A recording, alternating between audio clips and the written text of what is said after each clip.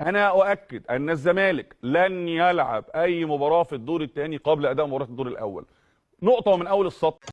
بس بقى بس بقى بس كفايه كذب، كفايه كذب. اول مره اطلع لايف وانا مكسور. ايه ليه عملتوا كده مع جمهور الزمالك؟ ليه خليتوا وشنا في الارض؟ ليه بتعملوا معانا احنا كده؟ ليه بتخلي واحد يمشي في الشارع مش عارف يرد على الناس يقول ايه؟ اجمد كده ولا لا بص ما تعيطش. ليه لما يطلع في البرامج مش عارف يرد على الناس نقول ايه؟ انا لما قال احنا فعلا يعني مجله النادي الاهلي انا كنت بلومها، طلع عندهم حق الهروب الكبير. احنا هربنا ليه الكسره دي؟ جبارة خدي. ما هي دي باينه زي الشمس، ما هي محتاجه حاجه، محتاجه اطلع اتكلم في اي حاجه. خايفين من النادي الاهلي، خايفين نلعب النادي الاهلي، خايفين نتغلب من النادي الاهلي. طبعا وبشكل واضح كده انا لعبد الله يعني ضد بيان التراجع بتاع نادي الزمالك. يا دين النبي الحلاوه دي بيان غريب. انا كنت متوقع وقلت من كام يوم ان الزمالك هيلعب. برافو عليك. شفت بقى كابتن؟ بس لما حصل لا صدمه، لا صدمه. وتاكدوا ان الشعبيه اللي خدها مجلس كابتن حسين لبيب خلال الايام اللي فاتت دي هيخسرها اضعاف مضاعفه. مفيش فايده، مفيش فايده.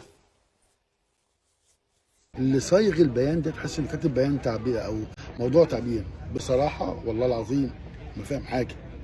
والله ما في زملكاوي فاهم كوره.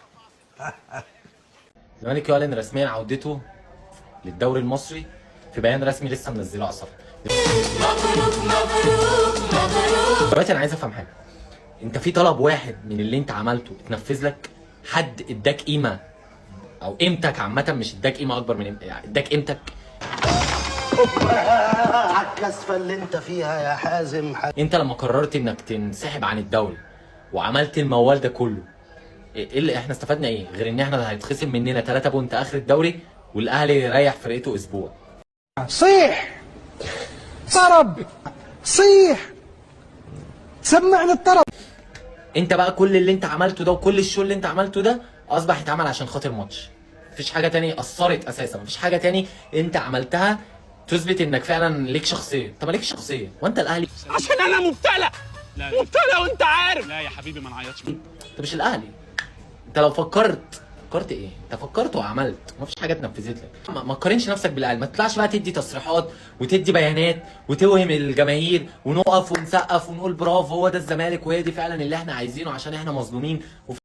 شربتها يا كروديا؟ احنا كنا بنكدبه، وانا ذات نفسي زملكاوي كنت عارف برضو ان انت بتعمل ده كله عشان خاطر ماتش الاهلي، عشان انت قول يا ستموني قول. تعمل ضجه واعمل شو وابقى رئيس نادي جامد. انت مش رئيس نادي جامد ولا حاجه، انت فرقت يعني اللي قبل منك يعني. ايه يا جدع انت الكلام الماسخ اللي بتقوله ده؟ ايوه ده سؤال مهم، انت تقصد ايه بالكلام الماسخ ده؟ ما كانتش اي حاجه والله العظيم، انت بس خسرتنا بنقط. طلب من المطالبات بتاعتك اتنفذت، فقلت انا يا جدعان انا هرجع. هم عنده حق في تصرفات، فعلا ليهم حق في حاجات لان هم حسوا بمواقف بتتغير ساعات، لكن وي ار ان ديب شيت.